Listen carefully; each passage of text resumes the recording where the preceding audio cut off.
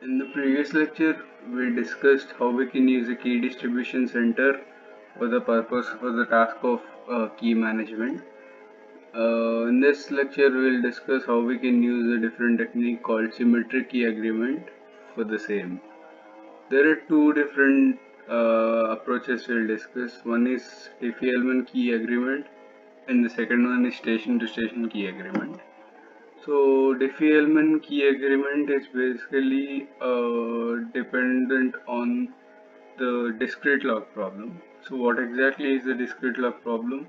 In the discrete log problem, you are given a generator G and you are given the value G power x mod p. You are asked to compute x.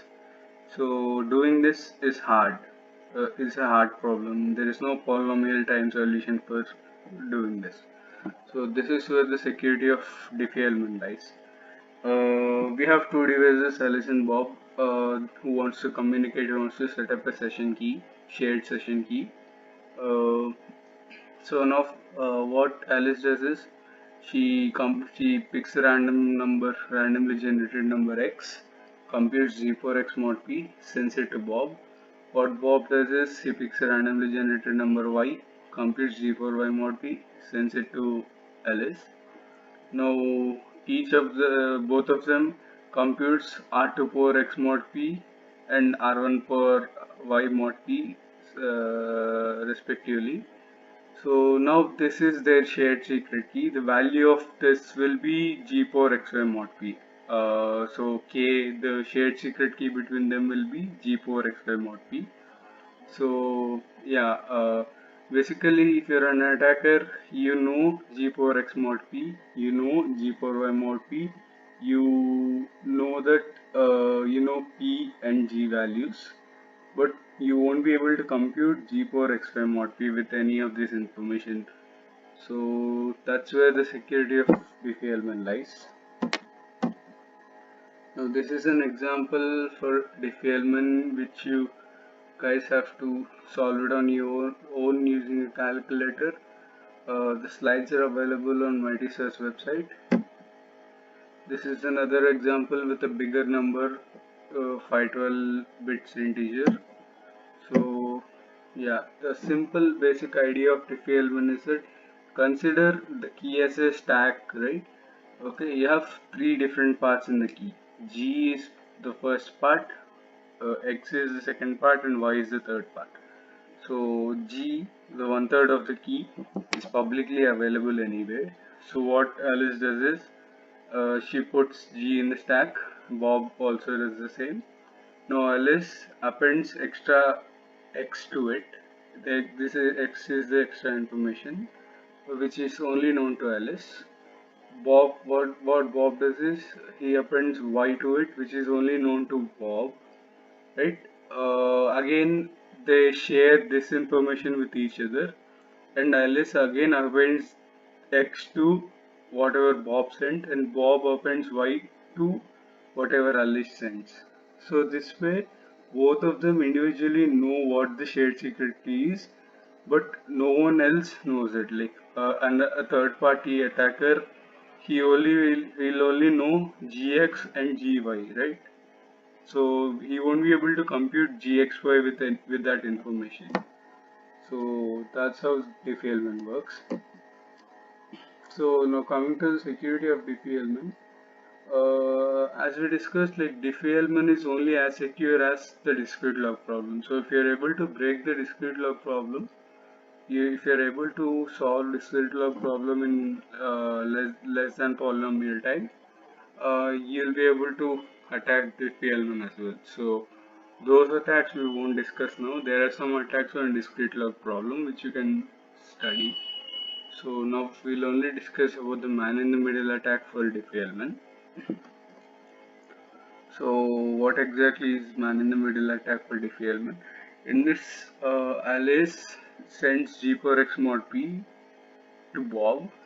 Eve intercepts this message, and then he sends G power z mod p back to Alice, so that now G power xz mod p is a shared secret key between Alice and Eve.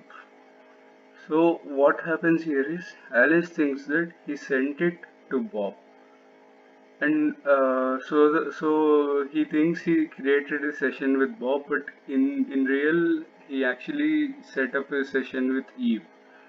So the problem here is that there is nothing in this packet that states that this is sent by Alice, and there is nothing in this packet that states that this is sent by Bob, right? So that's why anyone can send this packet. So Eve leverages that problem with Diffie-Hellman and sends it back to Alice, and he creates two different sessions. He does the same thing again with Bob also. He sends this G power Z mod P to Bob and sets up a new key G power ZY mod P. So finally what we have is we have two different keys, one between Alice Eve and one between Eve and Bob. What Alice thinks is that this G power XZ mod P is actually the key between Alice and Bob, and what Bob thinks is that G power Z by mod P here is actually the key between Bob and Alice, but that's not exactly happening here. So Eve is in between. He'll receive all the messages from Alice, decrypt it, read it, and modify it if required, send it to Bob, and do the same vice versa. So this is how man-in-the-middle attack is performed on Diffie-Hellman. So again, now this station-to-station key agreement method is used to overcome that problem with the Diffie-Hellman previously, as we discussed the man-in-the-middle attack. So the first step here is again same. Alice computes G power X mod P and sends it to Bob. Bob he takes random Y, computes Z power Y mod P, and then while he sends what he sends back to Alice is different here. So what he does is he takes this information Alice R1 R2, he signs it with his own private key, and he sends a certificate to Alice so that he can verify the signature, Bob's signature. So what Bob's certificate has is his public key information is in this certificate. So using that public key information, Alice will be able to verify that this packet actually came from Bob. He will be able to verify the signature.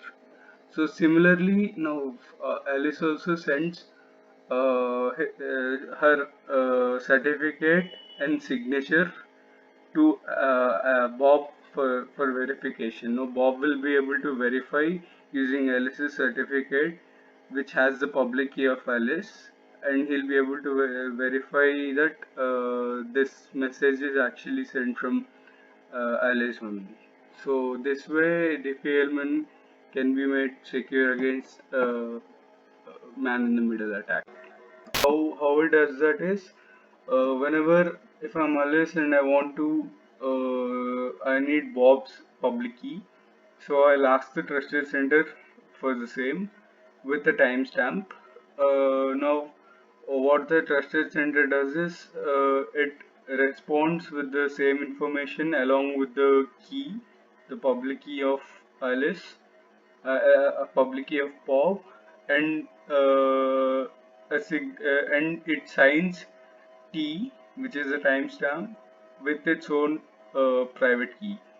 So now the public key of trusted center is known to every device in the world. So all the devices in the world now only need to remember one key, which is the public key of the trusted center, so that whenever any device receives any signature from the trusted center, they'll be able to verify it. So that's the only thing a device needs to remember now. So now this packet is sent to Alice. She'll be able to read the public key of Bob and verify the signature using trusted center's public key. So certification authority is basically a trusted center which does the task of collecting all the certificates from all the devices and distributing the certificates whenever required. Uh, so X509 is basically the certificate format, the format of a certificate. So this is how every certificate looks like. The fields in a certificate are version number, serial number, signature algorithm ID, issuer name, validity period, subject name, subject public key, and some other optional fields along with the signature. So the most important field here is the subject public key, which is the required information, which is the information that is needed, and the validity period. So there are three concepts now: certificate renewal and certificate revocation, delta revocation. Certificate renewal is that you have to keep update the certificates fresh. To do this, we have a field called validity period, as you can see here.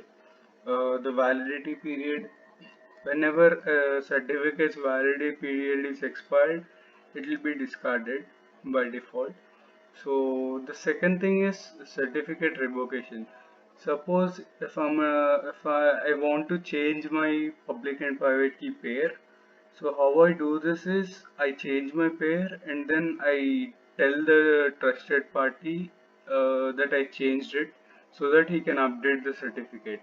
So the task of the trusted party will be to revoke my previously issued certificate and issue a new certificate. So that is the task of the certification authority. Delta revocation is a technique that is used to do the task of certificate revocation. So this is the certificate revocation format.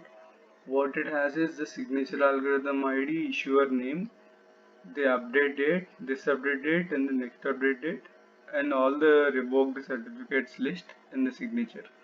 So whenever you receive a certificate, what you do is you check the certificate ID among the list of all the revoked certificates. If you find a certificate that is already revoked, you just discard the newly received certificate. That's how you do the certificate revocation. So public key infrastructure, basically the certification authority itself is a public key infrastructure. So what the duties of a PKI are like certificate issuing, renewal, revocation, key storage and update, providing services to other protocols, and providing access control. So this is the PKI hierarchical model. Uh, you cannot have a single certification authority because there are like many devices in the network, and you cannot just have a single certification authority giving out all the certificates. So to solve this problem, we have a hierarchical model in which you have different levels of certification authorities. So the central certification authorities, the root node, this is trusted by each and every device in the network in the world. Uh, and CA1 is trusted by all the devices under the CA1 certification authority, and so on. So yeah, CA1 will issue the certificates for the user 1, user 2, user 3. CA2 will issue the certificates as 4 and 5, and so on. The certificates of the CA1 and CA2 will be issued by CA, the Global Certification Authority.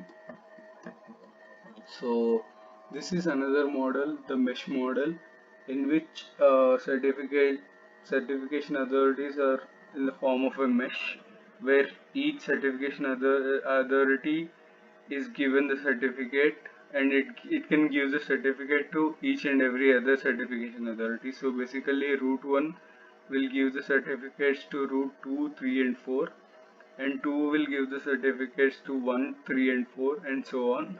So that's how this works.